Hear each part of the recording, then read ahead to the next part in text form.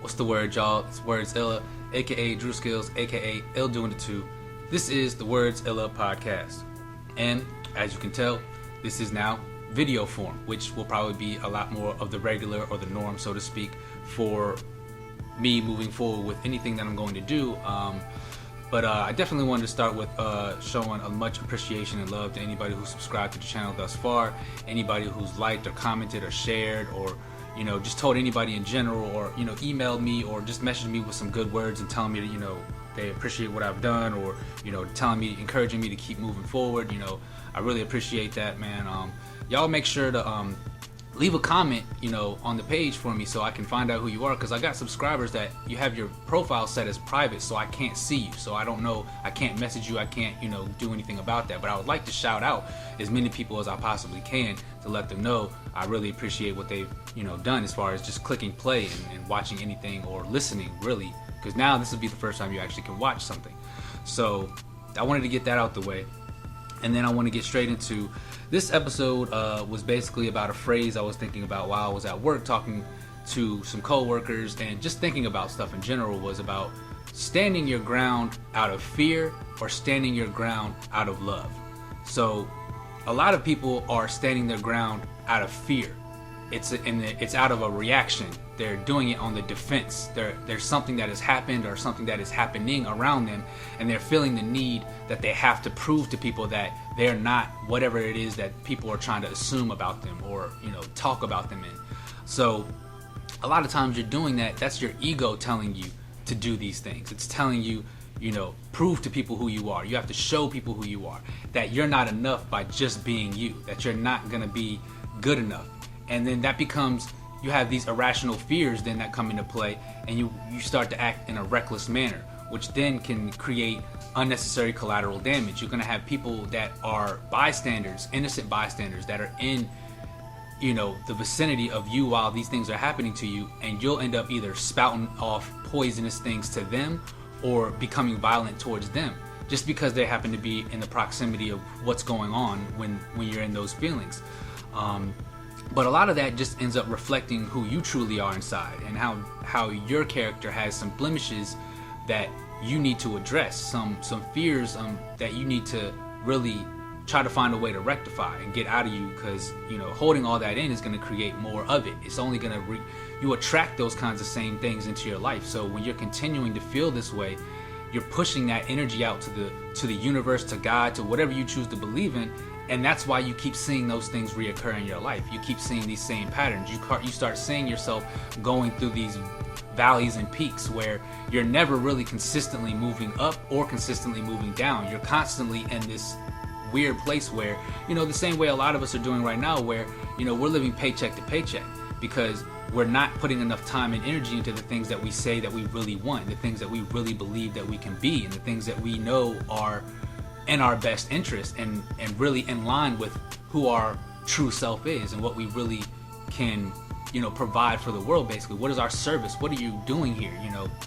So when you see that people acting and standing their ground out of fear, to somebody who is not initiated into the ideas of looking into themselves and finding out who they really are, they'll see that as somebody who's honorable and praise these people who are going out of their way to keep proving to people and showing people this idea of, look at me, I'm not this scared person, I'm not the person that you can just pick around and say things about. Somebody who is assured of themselves, a master, so to speak, will see that as a reminder of how powerful fear really is.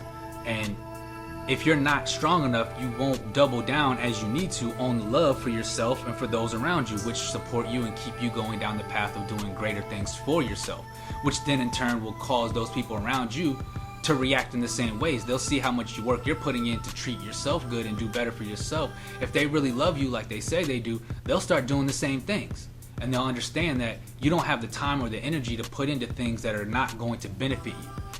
And that's not the ego talking, that's you doing what needs to be done, because how can I or anybody do greater things for other people if I haven't done great for myself yet? If I haven't treated myself properly and given myself the right amount of love and respect, I can't expect to give any of that to anybody else. I have to make sure I'm in a good place first. So that's what people need to know, is when you're standing in fear, that's the kind of attitude you're going to see from people. Now, when you're standing in love and you're confident in yourself, you're present, you're in the moment. You're not thinking about how this is going to affect or how people are going to feel about this afterwards. You know, you're going to really be stuck in doing what needs to be done for you. And you'll be as consistent as how a new mother is. You know, when a child is born, you know, she isn't standing around waiting for somebody to do what needs to be done. She will do everything that has to be done. She will, you know, go out of her way to let it be known that I don't need, you know, to be scared about what other people are going to feel about how I'm handling what I'm handling with my child. That's my child, and nobody knows that better than her. So when you see people who are asserting themselves in love and positivity, they're on the offense. You know, they're putting out the time, they're putting out the energy and putting in the time to go out and make it be known that this is what I represent. You know, they don't worry about the things they can't do or the things that they're not don't have access to at the time. They know what they have and what they can do, and they use that, and they just continue to build on that as time goes on. So it's also showing people that I don't have fear, because I know my capacity for what I'm willing to go, the lengths I'm willing to go to, if it's needed, if it's necessary.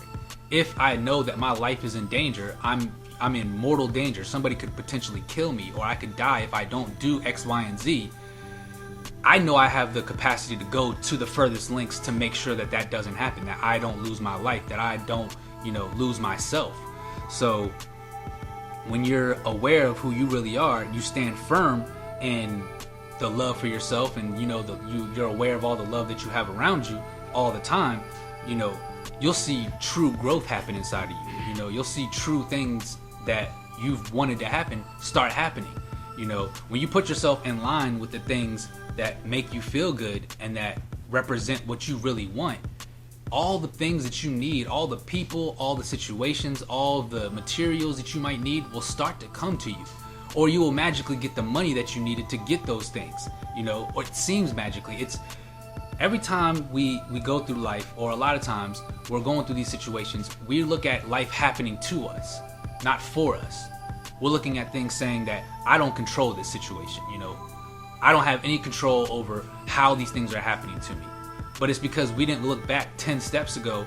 All those decisions we made created what's happening right now in these moments. So you should take responsibility for your failures and for your successes equally, in the same manner. Don't look at it saying, okay, well, this happened to me and there was nothing I could do about it. No, say, if I would have done X, Y, and Z different, then this whole thing wouldn't have got to where it's at right now. I wouldn't have to deal with this situation. But also, when you're in that situation, if it does happen, you don't attach yourself to that moment and look at it and say, this is going on for too long, and I don't know if I'm ever going to get out of this. You have a confidence in yourself where you say, you know what? I created this. It's because of me.